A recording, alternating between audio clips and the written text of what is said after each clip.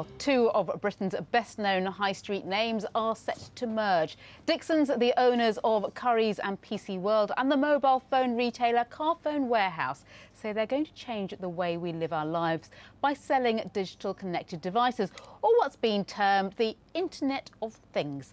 The markets, however, seem unimpressed. Shares in Dixons and Carphone Warehouse closed down around about 10% on the day's trading. Our Consumer Affairs correspondent Poppy Trowbridge explains it all. Drones are the new phones. High-tech gadgets are the focus of customers and companies alike. Selling as many cool web-connected devices like these to customers is why Carphone Warehouse and Dixons have merged. Connected gadgets will be in every room of our homes soon. That's things that you can control with your mobile phones, even in the bathroom. Here, a set of scales that will be on sale soon. It measures my weight, stores it in the cloud for the rest of my life. They say the future will be full of smart appliances, kettles that connect to the internet, white goods that are run from your mobile phone.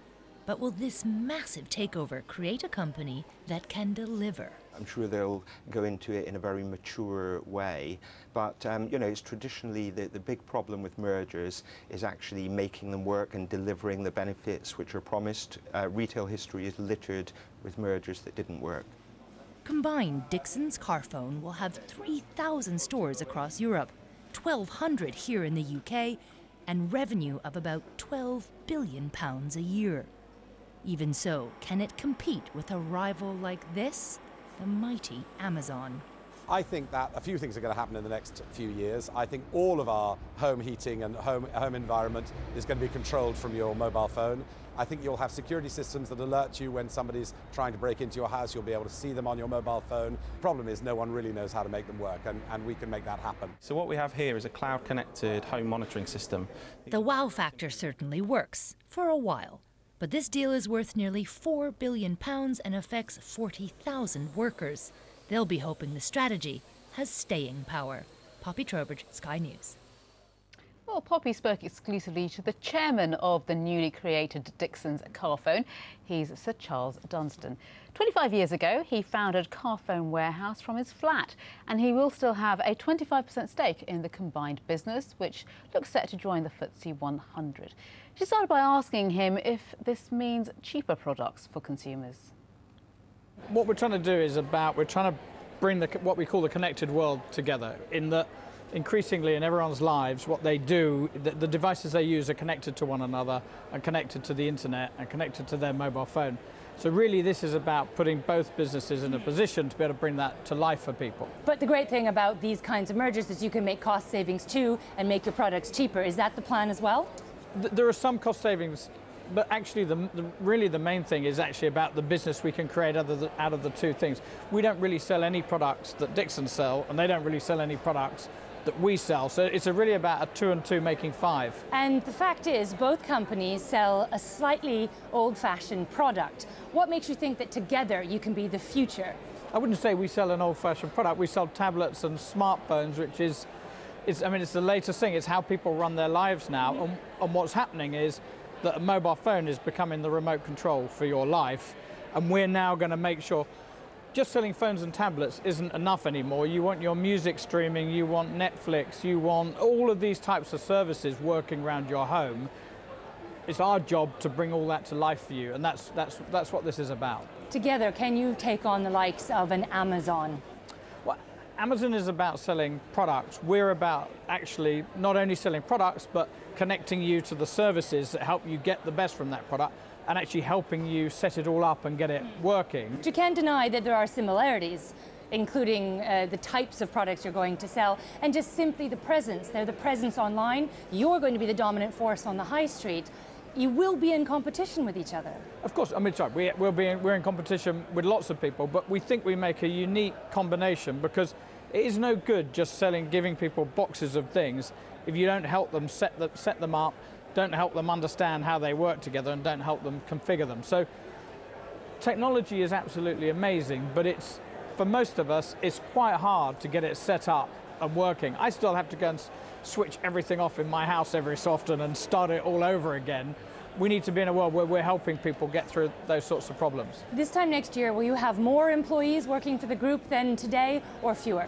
No, we'll have more. We'll definitely have more, because we're going to put Carphone Warehouse stores in every single Currys and PC World. Right. That's going to lead to the recruitment of a lot of people. But you can't put a fridge freezer in some of the inner city Carphone Warehouse sites. Does that mean they'll become click and collect locations? So one of the opportunities is you can do click and collect at a Carphone Warehouse store.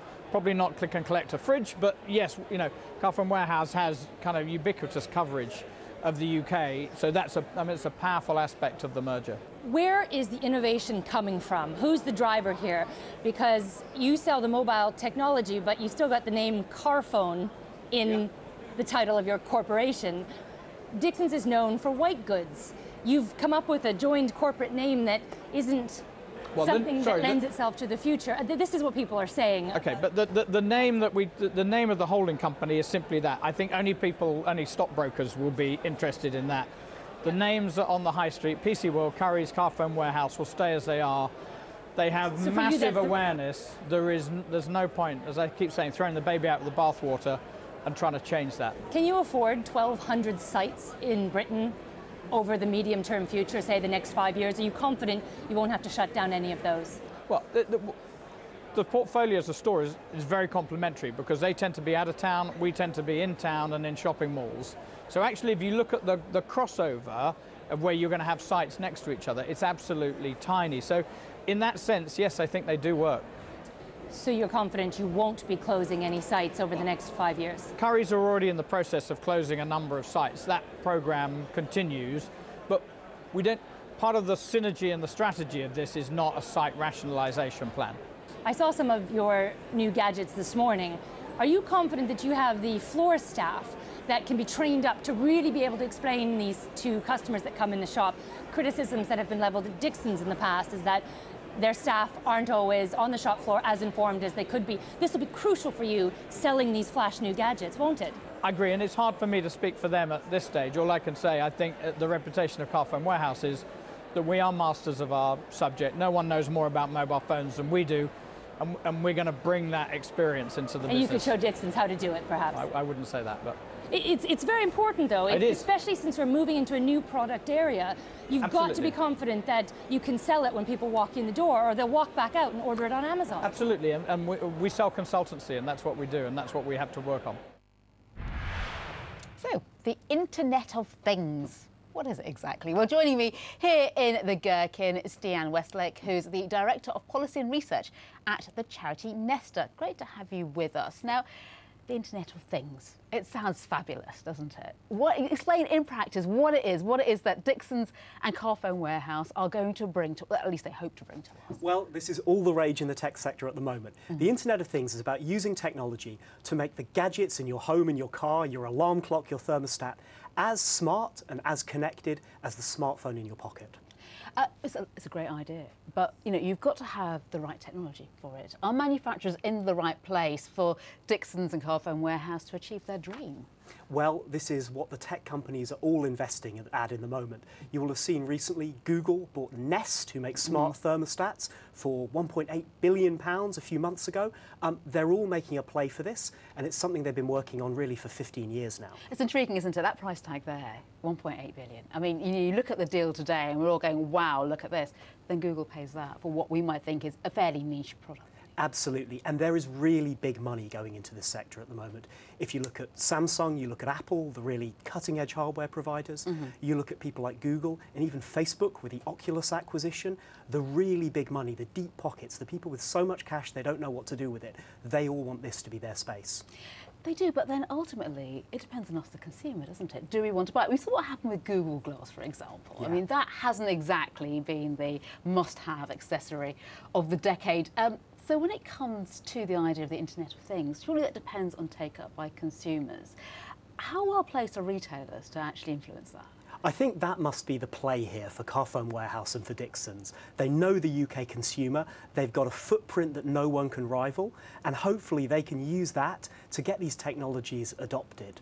But it's interesting, if we look at the days when people were selling PCs, the people who made the money out of PCs, for the most part, were the people who ran the systems, the people who ran the software, and the people who provided the services, not the people who made and sold the things. So you can see for Carphone Warehouse and Dixons to get into that space, if they can do it, it's a smart move. But that's the missing bit at the moment, isn't it? I mean, they flog the appliances. They've got, with Carphone Warehouse, they've got some network contacts as well, but they don't have that missing bit, do they? The hardware and all of it, and the hardware and the systems are a challenge. But we know that they have a service operation that's growing, and we know that Carphone Warehouse in particular, they've got the experience to get in the ring with people like Apple. They've done that before. So we mustn't underestimate their capabilities here.